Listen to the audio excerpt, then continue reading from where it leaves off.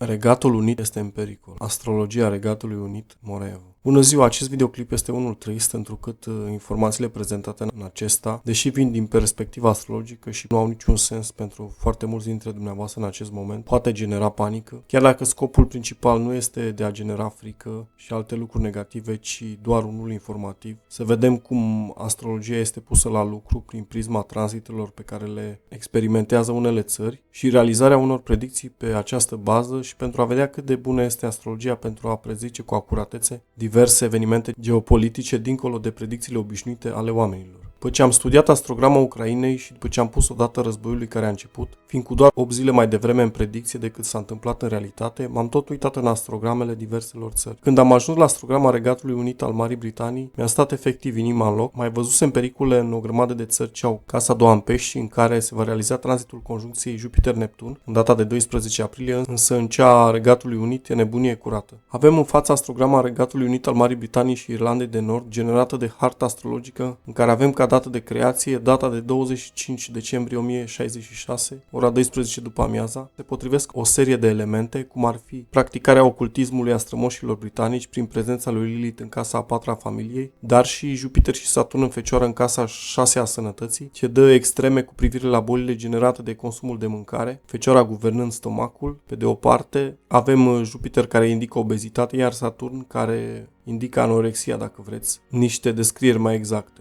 O să trecem la subiect în perioada următoare, 5-12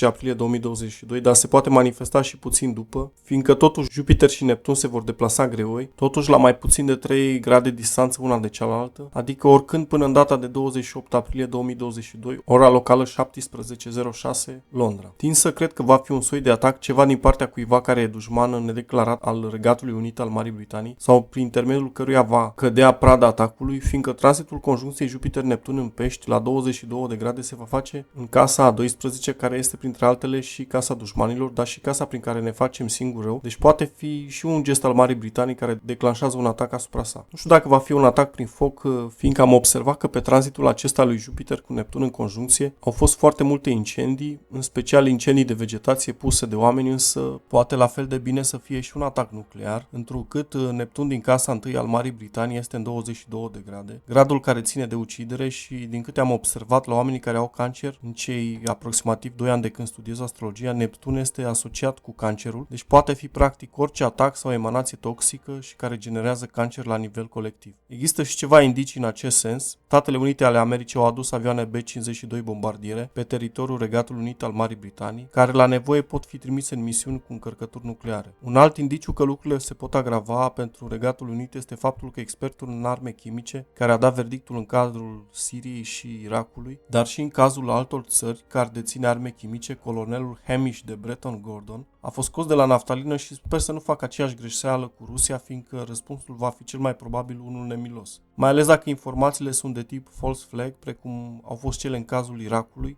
că știm că Saddam până la urmă s-a dovedit a nu fi deținut arme de distrugere în masă într-un dosar de secretizat de Statele Unite ale Americii în urmă cu câțiva ani. Este foarte posibil ca un aliat sau cineva din structura guvernului, pe urma unor piste și informații false, să păcălească leadership-ul britanic, care efectiv să-și piardă mințile și să reacționeze disproporționat pe baza unor neadevăruri, prin trigonul pe care îl face Jupiter cu Venus în 22 de grade, adică un adevăr dubios, ori o situație exagerată cu scopul de a escalada lucrurile, bineînțeles, că poate fi și un atac din interior asupra populației țării. Chiar ieri, 31 martie 2022, circulau știri că niște avioane de tip bombardier rusești încărcate nuclear ar fi survolat spațiul aerian al Suediei, informații necomentată niciun fel de armata țării, ceea ce este ciudat. Cam asta ar fi tot. Dacă sunt astrologi care văd acest video, vreau o părere cu privire la această conjunctură nefastă. Nu am căutat pe internet să văd dacă există acest lucru previzionat deja, iar dacă aveți comentarii, vă rog să le lăsați în rubrica de mai jos. Mulțumesc pentru vizionare și evitați pe cât de mult posibil călătorile în